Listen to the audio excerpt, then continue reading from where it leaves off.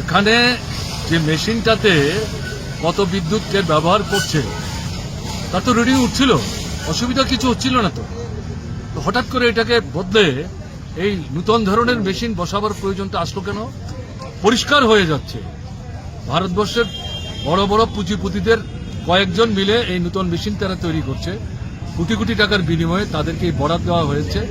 সেগুলো এনে বিজেপি শাসিত রাজ্যগুলোতে বাধ্য করা হচ্ছে পুরনো মিটার রিডিং এর যে যন্ত্র এগুলি সরিয়ে এগুলি বসাতে হবে, এবং এগুলো বসানোর মধ্য দিয়ে দেখা যাচ্ছে অভাবনীয় সমস্ত বিল আসছে, মানুষ অসহায় হয়ে পড়ছেন।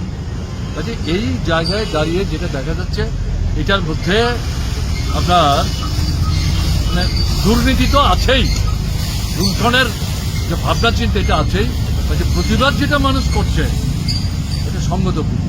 আমরা যেটা বলছি, আমরা তো বিজ্ঞানের অগ্রগতির বিরুদ্ধে না, উন্নত থেকে উন্নততর মানের যন্ত্রপাতি তৈরি করে তাকে কাজে লাগিয়ে আমাদের জীবনযাত্রার মানকে আরো সুস্থিতিশীল করবার জন্য যদি কোনো উদ্যোগ নেওয়া হয় তাতে তো আমাদের কোনো আপত্তি নেই। কাজে তুমি জোর করছো কেন, জবরদস্তি করছো?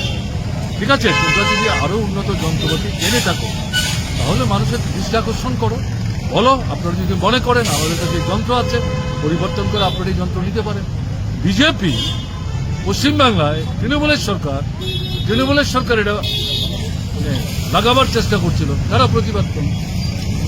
বিজেপি কেন্দ্রের সরকার, তারা এই যন্ত্র বসাবার বিরুদ্ধে না, পশ্চিমবাংলার বিজেপি বিরোধী দল, তারা এখানে বিরোধিতা করছে, তৃণমূল সুযোগ নিয়ে বন্ধ করে দিয়েছে। সেই বিজেপি ত্রিপুরাতে এটা জবরদস্তি করে লাগাবার চেষ্টা করছে, বিষয়টা এটা ঠিক হচ্ছে না, জবরদস্তি করে এই বিজ্ঞানের যে অগ্রগতি সেটা মানুষকে হজম করানো যায় না, তার উপলব্ধির মধ্যে দিয়ে যেতে হবে।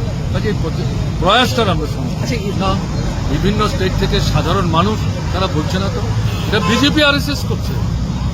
বাংলা ভাষায় কথা বললেই বলছে এরা বাংলাদেশের মানুষ, এবং এদের মধ্যে বিশেষ করে তারা খুঁজবার চেষ্টা করে যারা মুসলিম।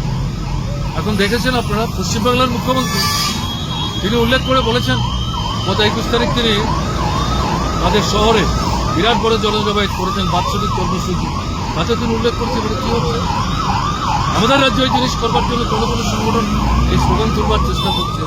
আরে মুসলিম অংশের মানুষ, বাংলা ভাষা তার মাতৃভাষা, সেই ভাষায় কথা বললেই সে বাংলাদেশি হয়ে গেল, এটা কে স্থির করবে? কি হচ্ছে? এটা কিছু না, আমি একটু আগে আমার বক্তব্য রাখার সময় যেটা বলছিলাম, মুসলিম বিদ্বেষী এবং দলিত অংশের বিদ্বেষী, মহিলা বিদ্বেষী দৃষ্টিভঙ্গি নিয়ে আরএসএস ভারতবর্ষে নতুন যে ধরনের সংবিধান তৈরি করার চেষ্টা করছে, এই ভাবনা নিয়ে তারা নানা কর্মসূচি হাতে নিচ্ছে, তার মধ্যে এটা একটা অন্যতম, এবং বাংলাদেশের ঘটনার পরিপ্রেক্ষিতে এটাকে তারা ইউটিলাইজ করার চেষ্টা করছে। এটা তো ঠিক না, আমরা এটা সমর্থন করি, আমরা প্রতিবাদ করছি।